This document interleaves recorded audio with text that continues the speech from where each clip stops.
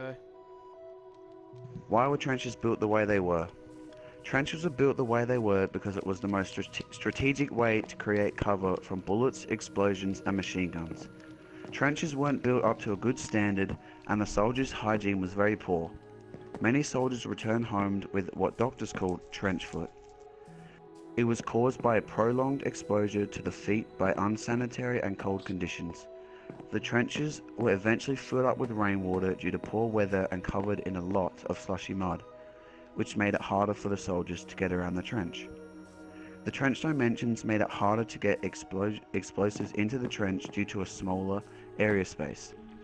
They used sandbags to absorb water from the horrible weather and could also be used to stop enemy fire. As seen in Primary 2, the enemy struggled to fire into the trench and quite often fired around it. The artillery also missed and mainly hit no man's land, creating craters within it. Also, it stopped the enemies from using gas.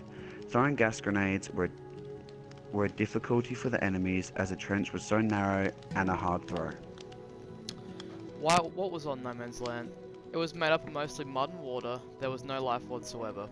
Everything that was alive on it was blown to pieces throughout the battles. There was no green, only dirt. Smoke blocked the view for a lot of soldiers due to gunfire and artillery. As you can see in the second secondary source, Wonder Woman runs through the gunfire that seems to not end for a solid 10 seconds. No man could get through this whatsoever. This is how a lot of men lost their lives. A lot of men were slowed down by the mud that made up No Man's Land. They also had to avoid cow drops, surrounded by barbed wire which prevented cavalry and soldiers from running through No Man's Land. Many soldiers would step on cow drops, causing them to fall and be an easy target for enemy fire. Many fires broke out on No Man's Land due to explosions. These fires usually were in the craters of explosions, but some spread to nearby logs that eventually burnt out.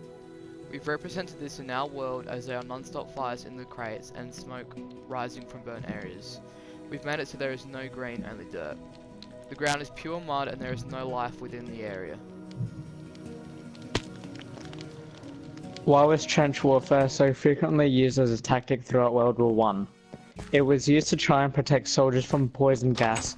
The trench tactic was also used because it was something that didn't take long to set up. Each soldier gets a shovel and they all start digging. The different sized trench made bayonet pushes harder than it normally is, hence a lot of men losing their lives on No Man's Land. It also stopped the use of enemy grenades, as not many made it into the trench as it was so narrow. It also stopped the devastation of the machine gun as many soldiers had finally had some sort of cover rather than being mowed down by it. We've represented cover in our world in the form of sandbags and wooden blocks. The machine gun was represented by an anvil with an end rod on the end for. May everyone who lost their lives rest in peace, and thank you for listening. Huge shout out to Zach Cameron and Navi Ranford for helping us build the world.